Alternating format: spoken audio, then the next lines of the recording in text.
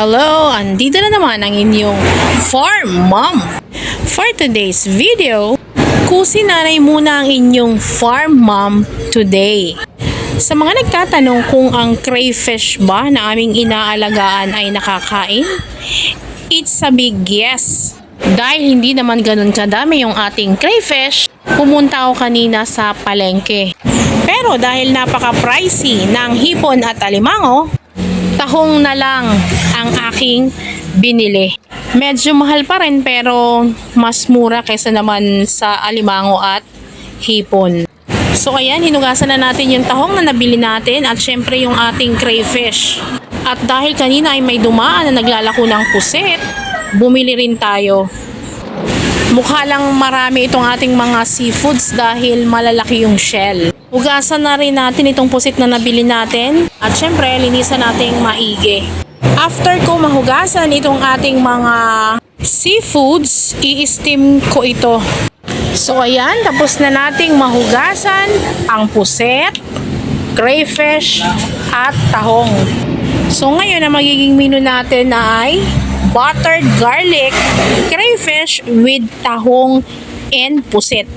So, i-steam na natin ito for about 15 minutes. Huwag nating i-overcook ang puset dahil ito ay nagiging elastic. And eventually, igigisa pa rin naman natin ito dun sa kanyang magiging sauce. So, ayan, pinagsama-sama na natin sa steamer ang mga seafoods. At syempre, isama na rin natin yung mais. Para syempre, hindi rin mahagad sa gatong. And after 15 minutes, unahin nating alisin yung puset dahil masamang na-overcook ang puset dahil ito ay nagiging makunat. At isunod naman nating alisin ang crayfish.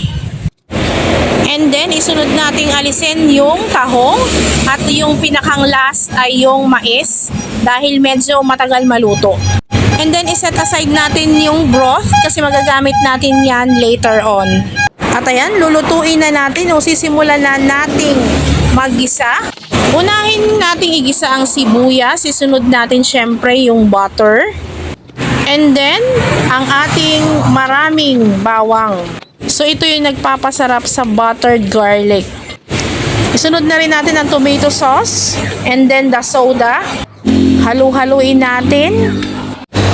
At lagyan natin ng paprika for additional color.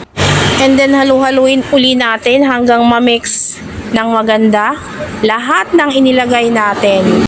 For the taste, lagyan na natin ng asin, lagyan natin ng paminta, at isunod natin yung broth. Pero dahil yung kulay ng puset ay napapunta sa ating sabaw, medyo hindi natin makukuha yung consistency ng kulay ng ating menu. And then lagyan na natin ng seasoning and banana ketchup for additional flavor. And then halu-haluin ulit natin.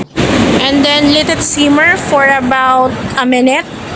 At syempre para may kagat, lagyan natin ng sili. At syempre, sunod na rin natin ang ating mga seafoods. Unahin na natin ang tahong. Haluin hanggang manuot doon sa tahong yung sauce. Isunod na natin ang crayfish, ang star ng ating menu for today. Ilagay na rin natin yung mais. Halo-halo again. And then, ihuli natin yung puset. And then, let it simmer for about a minute. And we're almost done. My very own buttered garlic crayfish with mussels and squids ready to serve. And that's all for today. Thank you for watching. Happy eating. See you again on my next video.